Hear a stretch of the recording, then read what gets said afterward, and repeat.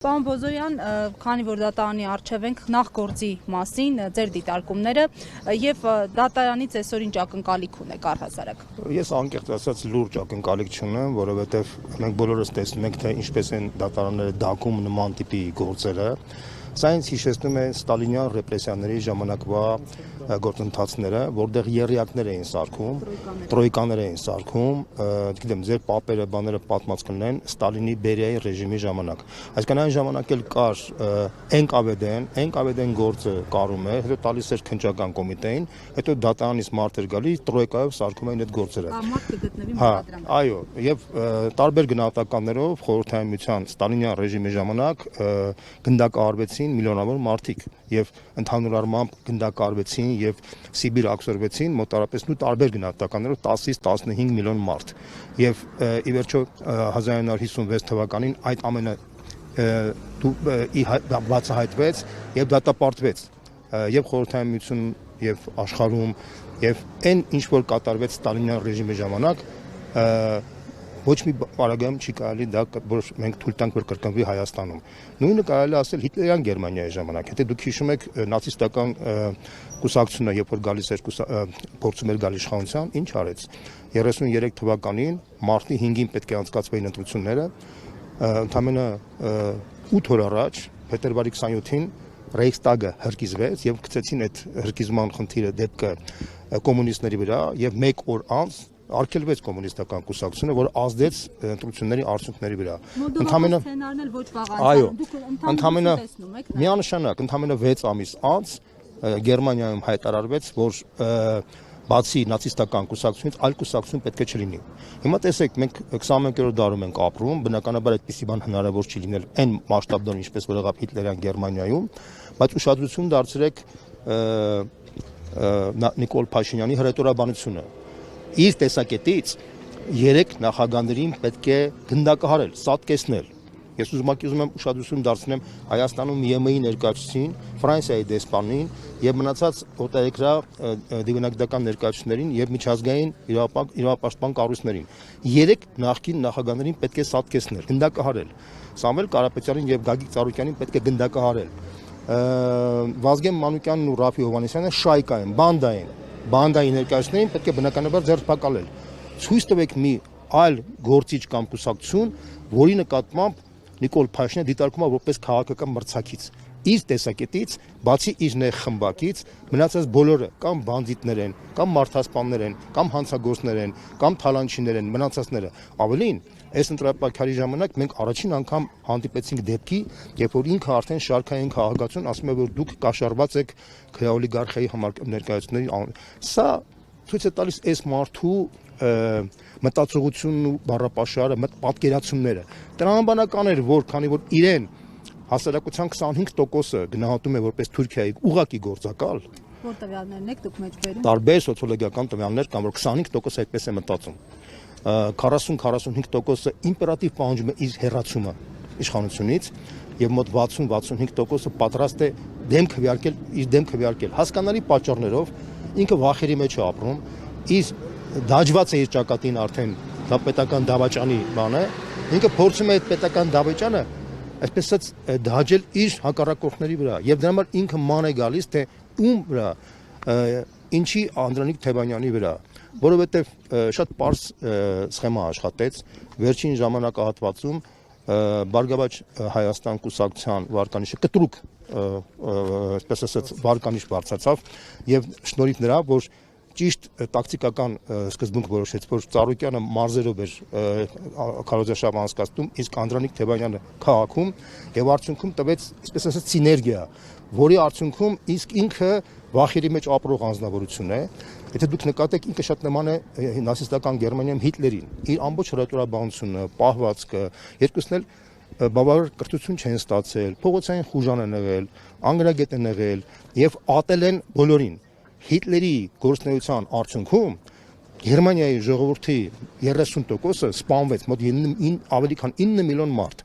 Գերմանիան հավերժորեն կորցրեց իր տարածքները։ Քյոնիգսբերգը, ինչպես այսօր Կալինինգրադի մարզը կոչվում է, Սիլեզիան, որ այսօր Լեհաստանի մաս է, հավերժորեն։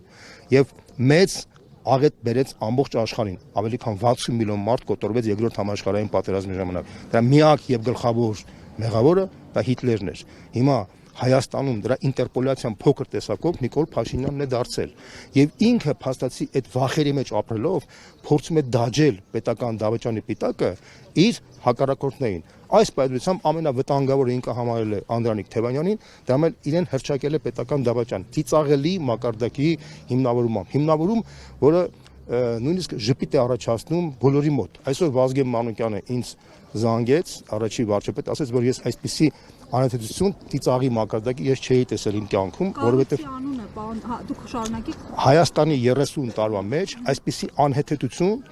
մենք չենք տեսել։ Եղել են ինչ-որ կոռուպցիայի բաներ, ասենք $100 տեղը $10,000 են հրճակել, բան, որ մարդկանց կարողանան բանանել, բայց նման բան մարդուն դատարկ տեղը ձևակերպել, որ ինքը պետական դավաճան է, դա լուրջ հոդված է, հա։ Այդ կառույցի մասին եմ ուզում խոսել, որը նշվել է գործում Ռուսիա-Կովկաս, ձեզ ծանոթ է այդ կառույցը։ Ես առաջին անգամ եմ լսում դրա մասին, անկեղծ ասեմ, հա, բայց ես մի հատ ուրիշ հարց տամ։ Ես նախ եւ առաջ ինչ կապ ունի այդ կառույցը Անդրանիկ Թևանյանի հետ։ Ես անկեղծ ասած չեմ պատկերացնում։ Հետո ինչ կառույց է, ես էլ դա էլ չեմ պատկերացնում։ Հասկանում եք, հիմա Հայաստանում բազմաթիվ հիմնադրամներ կան։ Բազմաթիվ արևմտյան, ցավոք սրտի ռուսական հիմնադրամներ չկան, դա իրենց թերությունն է, բայց դա առանձին խնդիր է։ Արևմտյան հիմնադրամները, որ փող են տալիս, մարդիկ էլ աշխատում են, չէ՞, ցանկացած մարդու կարելի է ձևակերպել որպես պետական դավաճան։ Ինչի, որտեղ այդ հիմնադրամները գաղտնիք չէ, որ բոլորը ուղակի կամ անուղակի համագործակցում արտասահմանյան հատուկ ծառայությունների հետ։ Միացյալ Նահանգների, եվրոպական երկրների, դա բոլորի համար գաղտնիք չէ։ Սորոսի հիմնադրամը, Էբերտի հիմնադրամը, բազմաթիվ, այդտեղ աշխարհում դա նույնիսկ թափանցիկ մակարդակով է հռչակված դա։ Հիմա ցանկացած մարդ, ով ստացել է այդպիսի գրանտ, անուղակի կարող են այդ մարդուն մեղադրել պետական դավաճանության մեջ։ Շրջանակներ կան կոնկրետ, որ Թևանյանին այսպես ռուսական ազդեցության քաղաքական գործիչ են համարում։ Տեսեք, դա պայմանավորված է այն հանգամանքով, որ Անդրանիկ Թևանյանը այն գործիչներից է, որ հստակ հայտարարում է, որ ինքը Հայաստանը պետք է մնա ԵԱՏՄ-ի կազմում, միաժամանակ պետք է փորձի բարելավել իր հարաբերությունները ԵՄ երկրների հետ, արևմտյան երկրների հետ, Միացյալ Նահանգների հետ, հատկապես Տրամպի իշխանության գալուց հետո։ Անդրանիկ Թևանյանը միշտ եղել է այսպես ասած բազմավեկտորյան քաղաքականության կողմնակից, բայց անկյունակարը անվտանգության տեսակետից համարել է դա պետք է լինի Ռուսաստանը, բայց այդպես է մտածել Հայաստանի բոլոր 3 նախագահները։ 3 նախագահներն այդ գիծն են տարել։ Անդրանիկ Թևանյանը 3 նախագահների քաղաքական դիրքորոշման կողմնակիցն է եղել։ Եթե մենք համարենք իրեն պրոռուսական, ապա պետք է պրոռուսական համարենք առաջին, երկրորդ եւ երրորդ նախագահներին։ Սա է խնդիրը։ Ավելին կարող եմ ասել, Նիկոլ Փաշինյանը 18 թվականից հետո որ իշխանությունը շարունակել է, ինքը արտաքին քաղաքական վեկտորի մեջ ֆորմալ տեսակետից ոչինչ չի փոխվել։ Ֆորմալ իմաստով այդ տեսակետից հնարավոր չի մարդուն մեղադրել մի բանի մեջ, երբ որ 3 նախագահները նույն գիծն են տարել։ Ինքն էլ ըստ էության շարունակել է նույն, ավելին կարող եմ ասեմ, ինքը ստորագրել է նոյեմբերի 9-ի համաձայնագիրը, որը բացասական չի ընկալվել նաև Անդրանիկ Թևանյանի կողմից։ Հիմա որտեղ պետք է իրեն մեղադրել պրոռուսականության մեջ, երբ որ սա գիտեք ավելի շուտ միգուցե դա պայմանավորված է նրանով, որ ինքը անընդհատ խոսում է, որ փաստացի կա վտանգ, որ Ռուսաստանի դերի ազդեցության նվազման արդյունքում կարող է մեծանալ Թուրքիայի եւ Ադրբեջանի ազդեցությունը, բայց դրա մասին խոսում են եւ առաջին նախագահը, եւ երկրորդ նախագահը, եւ երրորդ նախագահը եւ բոլորը։ Հիմա հարց տամ դուք այդ դիրույթից ցույց տվեք մի դետալ, որտեղ Անդրանիկ Թևանյանի դիրքորոշումը տարբերվում է այդ մարդկանց դիրքորոշումից։ Եթե դուք ցույց տաք մի դետալ, որ տարբերություն լինի, ես կասեմ, որ դուք ես համաձայն եմ իրեն կարելի է համարել պրոռուսական։ Չկա այդպեսի բան։ Եթե ինքը հանդիպել է, ասենք, չգիտեմ, բանի հետ են բանի որ բաներ էր անցկացնում այդ Լազարևյան ակումբի անդամների հետ, բայց բազմաթիվ մարդիկ Զատուլինի հետ հանդիպելը դա պետական հանցագործություն է։ Ես մի հատ ուրիշ հարց տամ ձեզ։ Տեսեք, Զատուլինի բանը ելքը Հայաստան արգելված է, բայց Ալիևի Էրդողանի ելքը արգելված չէ։ Տեսեք, Ֆրանսիայում Դաշնակցության ներկայացուցիչների ելքներից մեկը ելքը արգելված էր, բայց ցանկացած մարդ, գործիչ, որը ասենք Հայաստանի հանդեպ բացասական տրամադրություն է, արգելված չէ։ Զելենսկու բանը այսպես այցը նույնիսկ ողջունվեց, երբ որ Ուկրաինան 30 տարի ընթացքում աջակցել է Ադրբեջանին եւ վերջի պատերազմին շնորհավորել էր։ Հիմա հարց եմ ուզում տամ, այս պայմաններում, եթե մարդը ողջունում են մարդկանց, ովքեր որ Հայաստանի պետության շահի դեմ են եղել, եւ դատապարտում են այն մարդկանց, ովքեր որ Հայաստանին աջակցել են, այդ մարդուն ինչպես կարելի է բնութագրել։ 25%-ը բնութագրում են այն, ինչ որ ես ասեցի։ Ես ձեռնպահ եմ մնում նման տիպի գնահատականներից, որտեղ ես համարում եմ, որ ես ինքս իմ պապս 37 թվականի զոհ եմ եղել, եւ ես գիտեմ, որ եթե դու